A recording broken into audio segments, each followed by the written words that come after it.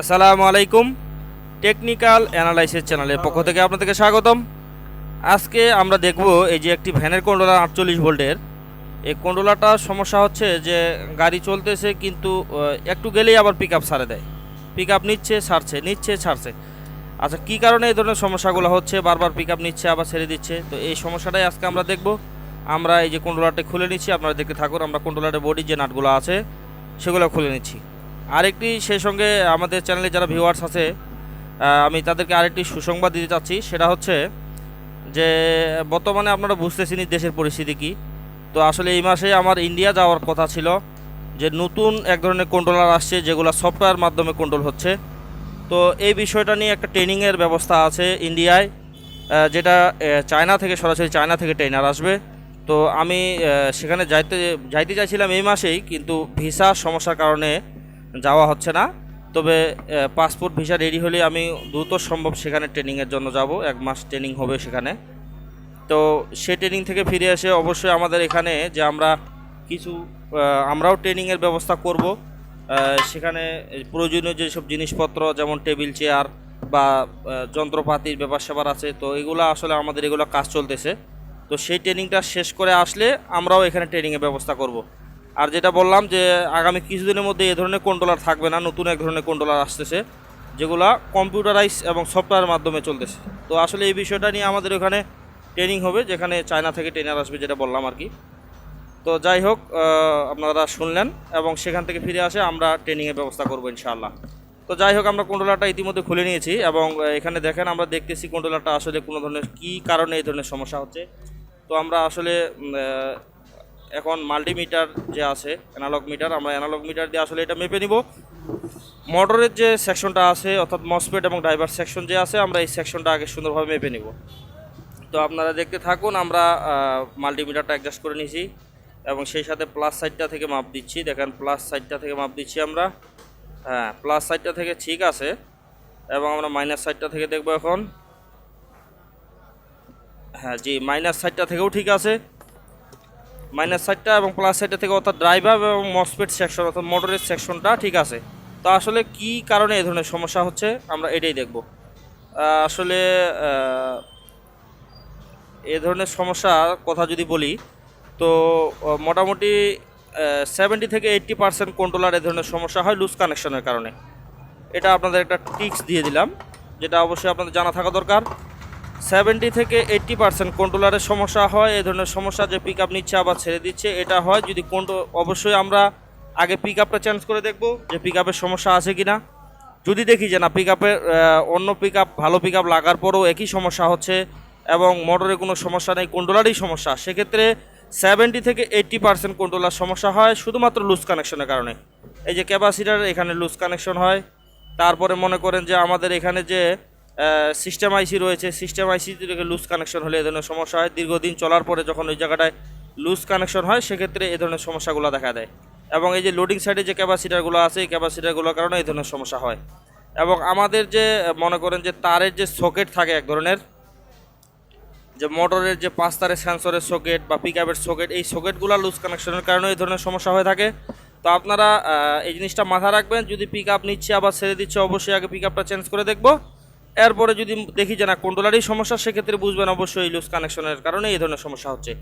তো এই যে দেখেন আমরা এখন এখানে যে 14 ভোল্ট সেকশনের যে পাওয়ারের যে আইসিটা আছে, যেটা পাওয়ারের কাজ করে, সেই সাথে পিক আপেরও কাজ করে, সেই আইসিটাতে আমরা এবং কি সিস্টেম আইসিটাতে আমরা এই যে পেস্ট লাগাই নিচ্ছি। আমরা এটা হিট দিয়ে সুন্দর করে যে সোল্ডারিংগুলো আছে, সেই সোল্ডারিংগুলো যেন লুজ কানেকশন না থাকে, সেই জন্য আবার হিট দিয়ে সুন্দর করে এটা হিট দিয়ে নিব। হিট দিয়ে সোল্ডারিংগুলো আবার পুনরায় সুন্দর করে দেব।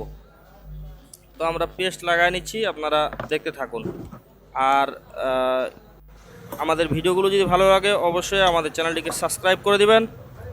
আর লাইক, কমেন্ট, শেয়ার এটা আপনার ব্যক্তিগত ব্যাপার। আসলে আমি বললেও যদি আপনি না করেন, সেক্ষেত্রে আসলে কি বলবো, আর এটা আপনার একান্ত ব্যক্তিগত ব্যাপার। তো আপনারা দেখতে থাকুন। আর ইতিমধ্যেই যারা আমাদের চ্যানেলটিকে সাবস্ক্রাইব করেছেন তাদেরকে অসংখ্য ধন্যবাদ। আর কিছু ভাই ভিডিওর কমেন্টের মাধ্যমে আমাকে উৎসাহ প্রদান করতেছে ভালো কাজ করার জন্য এবং ভালো ভিডিও আপলোড করার জন্য। তাদেরকে আমার অন্তরস্থল থেকে জানাই অসংখ্য ধন্যবাদ। আমাকে সাপোর্ট করার জন্য। যারা ইতিমধ্যে সাবস্ক্রাইব করেছেন আমাদের চ্যানেলটিকে তাদেরকে অসংখ্য ধন্যবাদ। তো যাই হোক, আপনারা দেখতে থাকুন, ইনশাআল্লাহ কাজ শিখতে পারবেন ভাই।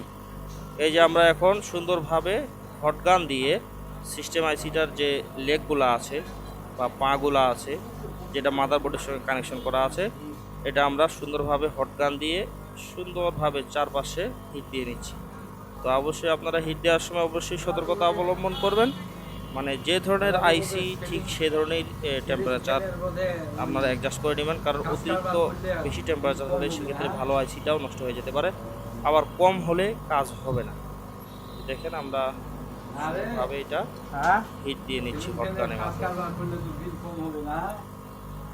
বিল কম হবে, যারা না খায় আছে ওর থেকে এরকম হবে। হিট দিয়ে নিচ্ছি সুন্দরভাবে। না খায় নাই না কিন্তু আপনার আল্লাহ খিলা যেত শালা তুই চাইলে এটা কি করিয়া বলছি যেটা কাম আছে এটা কামই করা শেষ করা দাও না, যা কাম নাই সিলিং ফ্যানে কাম করে খালি উঠে গেলে কম হবে। দিয়ে নিচ্ছি।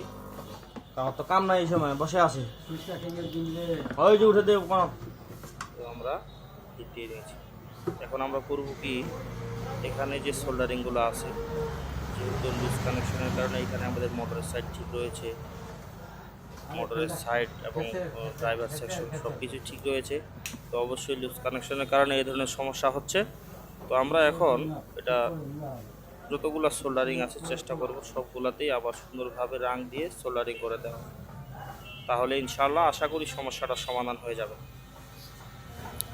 আপনারাও যদি এ ধরনের সমস্যা পান, যে মোটরের সাইড ঠিক রয়েছে, আপনাদের পাওয়ার সেকশন রয়েছে সেখানে 5 ভোল্ট ঠিক রয়েছে, সব কিছুই ঠিক আছে, গাড়ি চলতেছে আবার সাইড দিচ্ছে, তো অবশ্যই মনে করবেন যে ইনশাআল্লাহ এটা লুজ কানেকশনের কারণে এই ধরনের সমস্যা 70 থেকে 80% হয়ে থাকে। তো আপনারা দেখতে থাকুন। দেখেন আমরা খুব সুন্দরভাবে রাং দিয়ে এখানে যে লোডিং যে ক্যাপাসিটারগুলো আছে এই ক্যাপাসিটারগুলো সোল্ডারিং করে দিচ্ছি। সুন্দরভাবে সোল্ডারিং করে দিব। আর আরেকটি গুরুত্বপূর্ণ কথা, যেটি আমি এর আগের ভিডিওতেও বলেছি, আসলে একটি কথা বারবার বললে আপনারাও বিরক্তবোধ মনে করতে পারেন। তো আসলে এ ধরনের কাজগুলো করার সময় অবশ্যই আপনারা খুব ভালো মানের রাং ব্যবহার করবেন, কারণ ভালো মানের রাং ব্যবহার না করলে, যেটা আমার ব্যক্তিগত অভিজ্ঞতা থেকে আমি বলতেছি, কারণ অনেক সময় ভালো মানের রাং কিনতে গেলেও খারাপ রাং চলে আসে, বা অনেক অসাধু ব্যবসায়ী আছে যে আসলে দিয়ে দেয়। তো ওই সব রাংগুলো দিয়ে আসলে কাজ করা যায় না, এগুলো খুব ছোটো ছোটো জায়গা, তখন দেখা যায় যে কাজ করতে গেলে রাং ঠিকমতো না করলে একটার সঙ্গে আরেকটা লাগে যায়। এই ধরনের সমস্যার সম্মুখীন আমি নিজেই হয়েছি। এই জন্য ব্যক্তিগত অভিজ্ঞতা থেকে বলতেছি, আপনাদের ভালো মানের রাং ব্যবহার করবেন, তাহলে আসলে কাজ করতে সুবিধা হবে আপনাদের। আমরা এই যে মসকুটের যে গোড়াগুলো আছে এই গোড়াগুলা সুন্দরভাবে তাতালের মাধ্যমে আবার হিট দিয়ে সোল্ডারিং করে দিচ্ছি, কারণ আমাদের এটা মোটরের সাইড ঠিক রয়েছে, ড্রাইভার সেকশন ঠিক রয়েছে, পাওয়ার সাইড ঠিক রয়েছে, 100% এটা লুজ কানেকশনের কারণে এই ধরনের সমস্যা করতেছে। এই যে আমরা এভাবে সোল্ডারিং করে দিচ্ছি।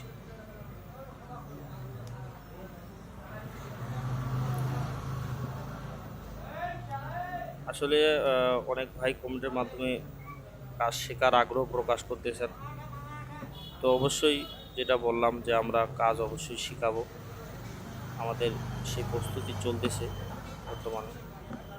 আর সেটা অবশ্য শুরু হয়ে যাইতো, কিন্তু আসলে আমার একটা ট্রেনিং রয়েছে নিজের ব্যক্তিগত। আসলে ভাই শিক্ষার কোনো শেষ নাই, তুলনা থেকে মৃত্যু পর্যন্ত শিক্ষা করতে হবে, এবং আপনাকে প্রত্যেক দিন কিছু না কিছু শিখতে হবে। কারণ আপনি যদি প্রত্যেক দিন কিছু না কিছু শিখেন, সেক্ষেত্রে আপনি কিন্তু ব্যাকডেট হয়ে যাবেন, আপডেট থাকতে পারবেন না। আর জিনিস কিন্তু প্রতিনিয়ত আপডেট হচ্ছে। দেখেন এই যে কন্ট্রোলারটা আমি যে ডাস্টবিন মেরামত করতেছি, এগুলো কিন্তু আজ থেকে 30 বছর আগে কিন্তু ছিল না, তখনও কিন্তু মেকারে ভ্যানের কাজ করছে। ওই মেকারগুলো কিন্তু নিজেকে আপডেট না করতে পারার কারণে আজকে কিন্তু এই ধরনের কাজগুলো করতে পারে না। আবার মনে করেন যে এই ধরনের কন্ট্রোলারগুলো আগামী মনে করেন যে 10-15 বছর পর, বা এমনও আসছে 5 বছর পর থাকবে না, নতুন সিস্টেম আসবে। সেক্ষেত্রে নিজেকে যদি আপনি আপডেট না করতে পারেন, সেক্ষেত্রে কিন্তু আপনি তখন আর কাজ করতে পারবেন না।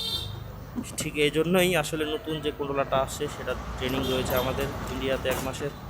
তো আসলে সেটার জন্যই আমি ওইখানে যাব। আসলে কাগজপত্রের সমস্যার কারণে আমি যেতে পারছি না। তো ইনশাআল্লাহ সমাধান করে ইনশাআল্লাহ যাওয়ার চেষ্টা করব। সেখান থেকে এসেই আমরা এখানে ট্রেনিংয়ের ব্যবস্থা করবো ইনশাআল্লাহ।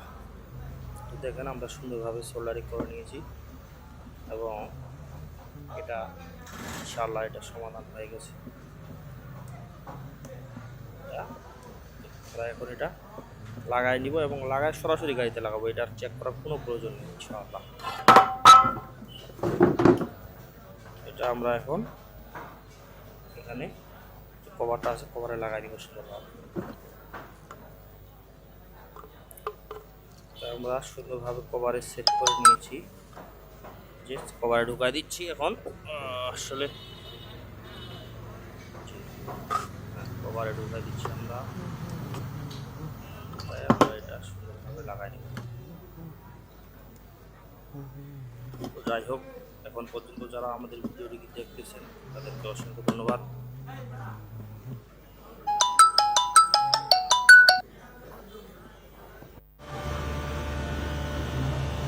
আমরা এখানে নাটগুলো সুন্দরভাবে লাগাই। এই যে আমরা ইতিমধ্যে কন্ট্রোলারটা সেট করে একবার গাড়িতে লাগাই ফেলছি, মানে ভিডিওটা বড় না হয়। এখানে আমরা এখন এখানে চালাই দেখব এবং কন্ট্রোলারটা আমরা ইতিমধ্যে লোড দিয়েও দেখেছি যে ইনশাআল্লাহ ঠিক হয়ে গেছে এটা পুরোপুরি। আর আসলে অ্যাকচুয়ালি আমাদের ক্যামেরাম্যান নাই, আসলে